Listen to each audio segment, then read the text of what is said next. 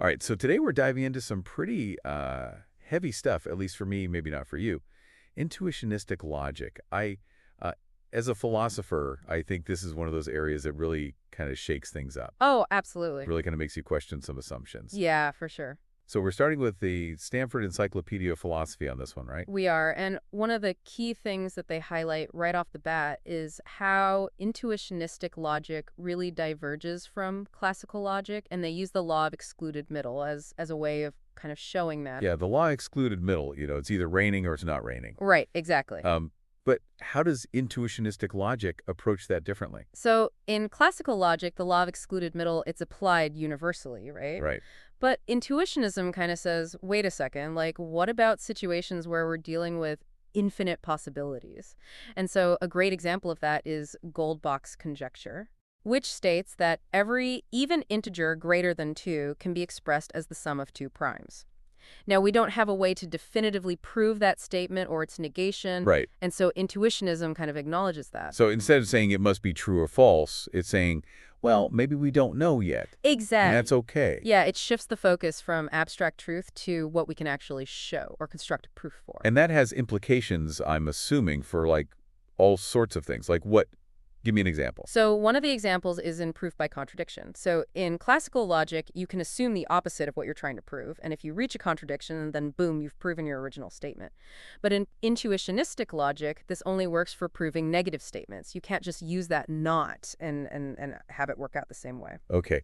Yeah, so that kind of throws a wrench into things a little bit. Right. I'm assuming that also has implications for like how we even represent logical operations then. Absolutely. So those truth tables that we all know and love in classical logic, they don't really work in intuitionistic logic because it rejects certain equivalences that classical logic depends on. Huh.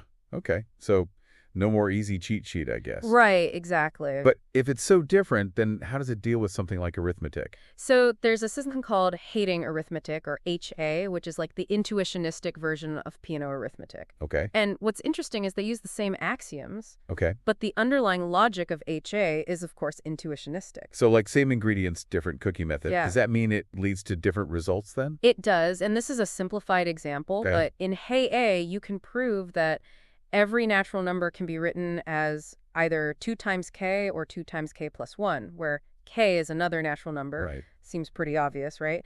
But you can't actually prove this as directly in classical arithmetic. Okay. And so AA arrives for those sorts of finer distinctions because it's really focused on how you construct that proof.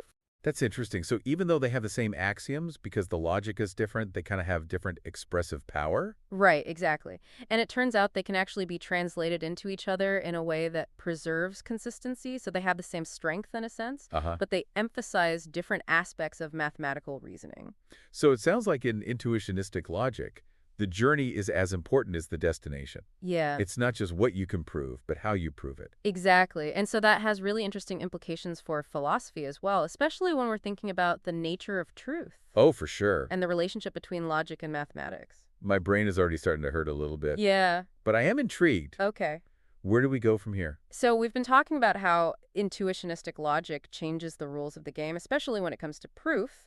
But there are kind of two more areas we need to explore to really understand the implications of it. And those are proof theory and Okay. semantics. Proof theory. Okay. I'm not going to lie. I hear that term and I get a little bit intimidated. Yeah. Is it just like about like finding proofs? Well, that's part of it, but it's much more than that. It really dives into the structure of proofs and analyzes the rules that we use to derive them Okay. and explores like what kinds of statements we can even prove within a given system. So it's like meta-analysis of proofs. Exactly. We're not just proving things, we're analyzing the act of proving. Precisely. And so when we apply that lens to hating arithmetic, we see some really interesting features that emerge. So for example, remember the disjunction property we talked about earlier? Yeah, like if you can prove A or B in HA, you can actually find a proof for A or a proof for B. Exactly. No waffling, no waffling. And there's a related property called the existence property, which says that if HA proves there exists an X such that A of X, Right. you can actually find a specific term, call it T, that makes A of T true.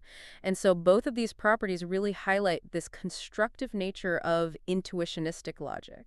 So they're not just like abstract possibilities, they have concrete counterparts. Exactly. That must be appealing to certain types of philosophers. Absolutely. But proof theory is only one side of the coin. Oh, To Okay. really fully grasp intuitionistic logic, we also need to consider semantics. Semantic. I thought we were already dealing with like symbols and logic. What more meaning could there be? Well, so in classical logic, we often rely on simple truth values, like true or false, right? Right. But in intuitionistic logic, things get a bit more nuanced. We use tools like Kripke models and Beth models, which leverage the idea of possible worlds. Possible worlds. Now, hold on. That sounds a lot like, modal logic. Yeah, it might sound familiar, but it's used in a very specific way in intuitionistic logic. So imagine a network of these interconnected worlds, Okay. and each world represents kind of a different state of knowledge. Okay. And you can move from one world to another, and as you do, you might gain more information, but you can never lose information that you already had. Okay, so I'm picturing like a network Right. with different like bubbles of knowledge. Exactly. So how does truth work in this kind of system? Well, a statement can be true in one world, but not in another, depending on the information available in that world. So for example, let's say P represents the statement, it's raining.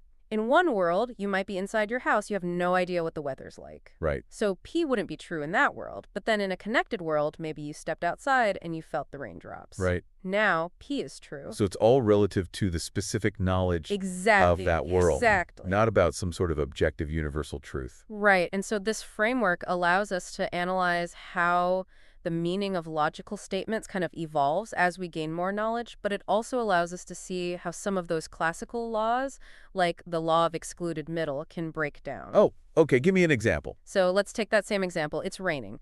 In a Kripke model, there could be a world where you simply don't know if it's raining or not. Okay. So neither P or not P is considered true in that world.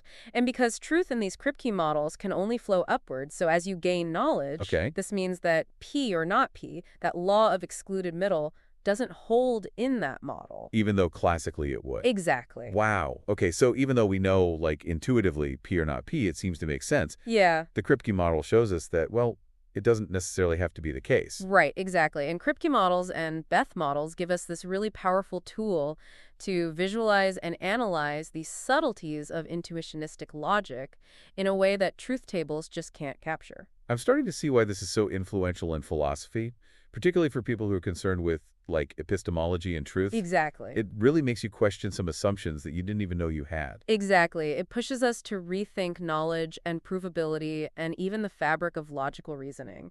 But there's one more concept that we need to talk about to really complete this picture, and that's realizability. Realizability. Okay, I've heard that term thrown around a lot. Yeah.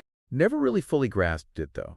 It's a fascinating concept, especially for a philosopher like you, because it connects truth to this idea of algorithms Okay, now that's interesting. I like or algorithms. computable procedures. Okay, tell me more. So realizability, it connects truth to algorithms. I mean, for me, I'm a philosopher, so I tend to think about truth in these like abstract terms. Right. So how does that work from this computational perspective? So in realizability, the truth of a statement isn't just about whether it's like abstractly true or false.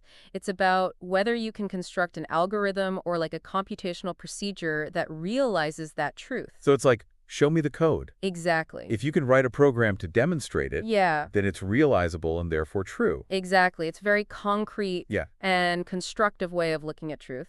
And in the context of assay-hating arithmetic, we use numbers as kind of stand-ins for these algorithms. Wait, numbers as algorithms, how does that even work? So think of each number as like a code that represents a specific algorithm.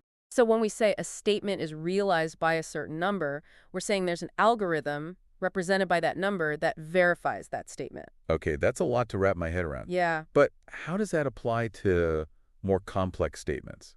Not just simple ones. Right. So let's say you have a statement like A and B. Okay. In realizability, this statement is considered true if there's a number that codes for an algorithm, and when you run this algorithm, it spits out two new numbers, one that realizes A and one that realizes B. Oh, okay, so it's like a chain reaction of algorithms. Right. Each one sort of verifying a piece of the bigger statement. Exactly. This really drives home this idea that intuitionistic logic is really about computation. Yeah. It's not just abstract thinking, it's about what can be demonstrated through algorithms. Exactly. And it raises some really interesting philosophical questions like, does that mean that anything that's not computable is not true? Right. What are the limits of computation when it comes to understanding truth?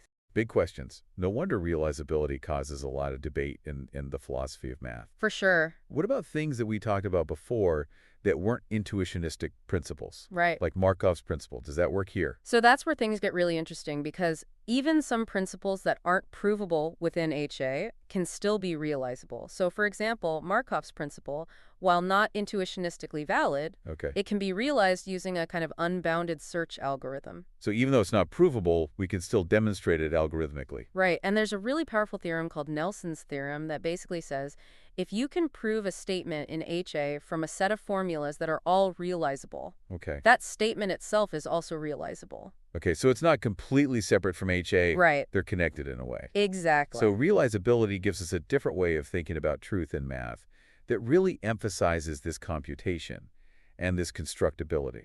Absolutely. And this interplay between these different notions of truth and proof and computation is what makes tuitionistic logic so fascinating and so rich, especially for a philosopher like you.